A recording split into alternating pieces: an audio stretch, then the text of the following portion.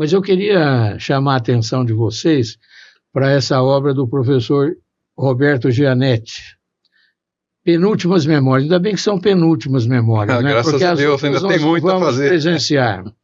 Se vocês quiserem saber como é que foi o século XX no Brasil e no mundo, ele descreve aqui, através de suas memórias e das suas atuações, de uma maneira bem clara e gostosa de apreciar e ler. Dá para aprender muito com essa obra, viu, professor? Eu muito gostaria obrigado. que... eu sei que ela foi escrita lá em Portugal, Isso. no seu refúgio. Isso aí. Mas eu li e fiquei encantado com a sua experiência, mas principalmente é uma parte da história do Brasil.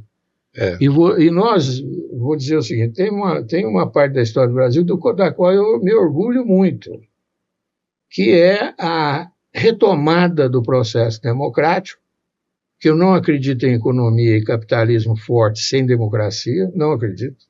O resto é autocracia e aí desvia. É capitalismo de Estado. É capitalismo de Estado, é outra coisa. Isso tem enfim, tem um viés. Aliás, tem muita coisa aqui também que a gente pode aprender. Mas foi a retomada do processo democrático do qual você participou ativamente. Não é?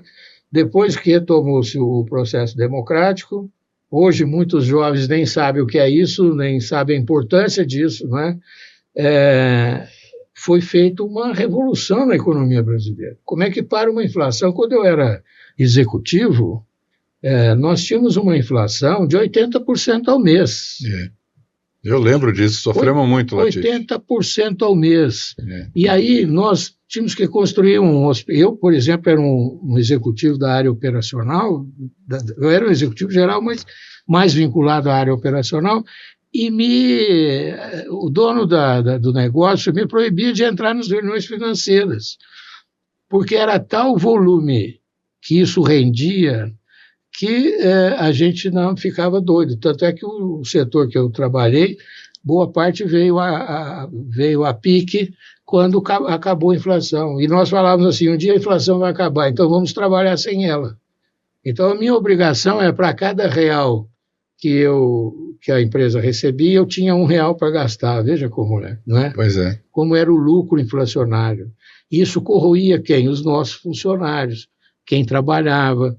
Isso corria, e o seu partido, e eu digo partido sem medo nenhum, de nenhuma vergonha eu tenho por isso, porque é o meu também, foi, né? É o responsável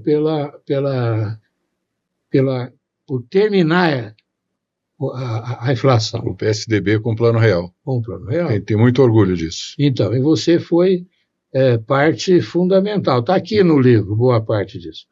Você foi parte fundamental nisso, como economista, né? Eu entrei no governo Fernando Henrique depois do Plano Real, foi em 2000. O Plano Real já estava a caminho, mas ele precisava ser corrigido. Isso. E aí sim eu acho que eu tive um papel.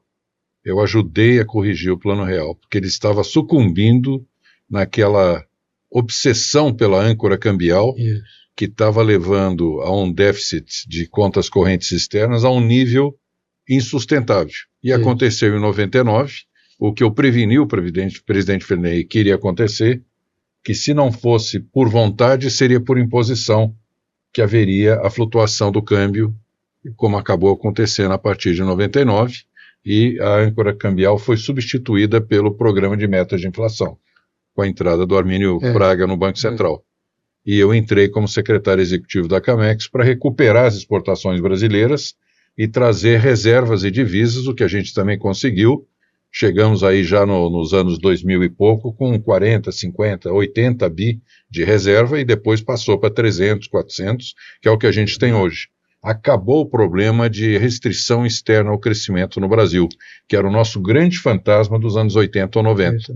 Mas persiste ainda o fantasma da inflação. É o que nós estamos falando hoje. E aí eu digo que nós ainda continuamos no talvez infinito dilema dos efeitos da política monetária. Porque a política monetária, ou seja, a influência dos juros sobre a demanda agregada, claro que existe essa correlação. mas ela não é nem permanente nem contínua. Depende muito de acho você. Que nem única. Nem única. Não é a única ferramenta, tem outras. Quer dizer, na hora que você abre a caixa de ferramenta do economista, não é uma só chave de fenda, você tem martelo, tem serrote, tem que usar as outras ferramentas. Então, essa obsessão em política monetária é que nós corremos hoje o risco de errar na dose e no remédio. Como erramos na dose do mecanismo de fixar o dólar. Isso, da âncora cambial, de triste memória. Isso, porque e agora estamos correndo um risco de estar trabalhando com uma taxa de juro que impede a mim, por exemplo, como é que eu vou tomar um empréstimo, doutor Roberto? Ninguém toma. Eu vou tomar um empréstimo para fazer uma ampliação aqui, em que preço que eu vou pagar? Os valores que eu tinha emprestado e pago mensalmente, de uma hora para outra, eles cresceram 40%.